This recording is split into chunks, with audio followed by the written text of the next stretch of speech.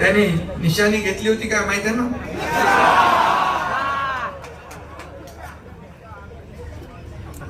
अरे गरीबाचं वाहन आहे ते.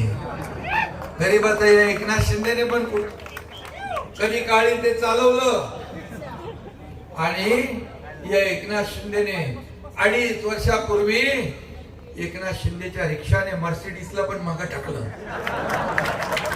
ना. उठाव झाला. माझ्या बरोबर मंत्री होते, मी मंत्री होतो.